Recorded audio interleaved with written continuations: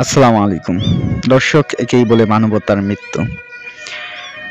আমাদের গ্রামের একবার শেষ প্রান্তে নির্জন, লোকজন নেই, লোকালয় নেই, দুটি ভিটা পরিত্যক্ত, যেখানে মানুষ আসেও না, আর এখানে কোনো খাবার নেই।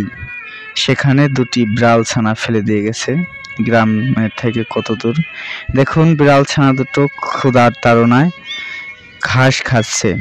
দেখুন, ওরা কিন্তু তৃণভোজী নয়, তারপরেও ক্ষুধার তাড়নায় ঘাস খাচ্ছে।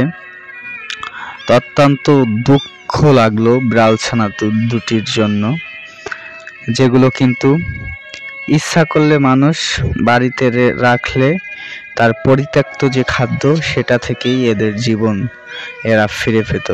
এখন আমরা চেষ্টা করব বিড়াল ছানা দুটোকে লোকালয়ে পৌঁছাই দিতে, এবং নির্দিষ্ট একজনকে এটার যাতে দেখভাল করে সেমন একজন লোকের কাছে আমরা পৌঁছাই দেওয়ার চেষ্টা করব ইনশাল্লাহ। দেখুন, অত্যন্ত চমৎকার এবং সুন্দর দুটি বিড়াল ছানা। দেখতে যেমন চমৎকার, তেমন ওদের আচার আচরণও চমৎকার।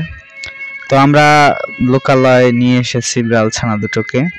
ওর নাম কিং এবং কুইন, দুটি কিন্তু একটি মেয়ে এবং একটি পুরুষ, একটি মহিলা একটি পুরুষ বিড়াল ছানা। এই যে ইব্রাহিম ভাই অত্যন্ত ভালো মনের মানুষ, অত্যন্ত চমৎকার একজন মানুষ, যে কিন্তু বলতেছে যে এই কাজগুলো কারা করেছে, এমন বেদনাদায়ক, হৃদয় বিদারক, যে বিড়াল ছানা দুটো ফেলে রেখে গেছে।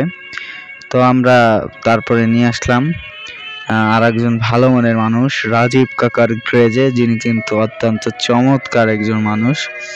তিনিও কিন্তু বিড়াল ছানা দুটোর জন্য দুঃখ প্রকাশ করতেছে এবং তাদের যে সৌন্দর্য তাতে মোহিত হচ্ছে, এবং তিনি রাখার জন্য চাইতেছে, এবং তিনি বলতেছে সে এখানে খাবার খায় না, এবং তার কাছে কিছু বিস্কিট আছে যেগুলো তিনি বিড়াল ছানাগুলোকে দিতে পারবে।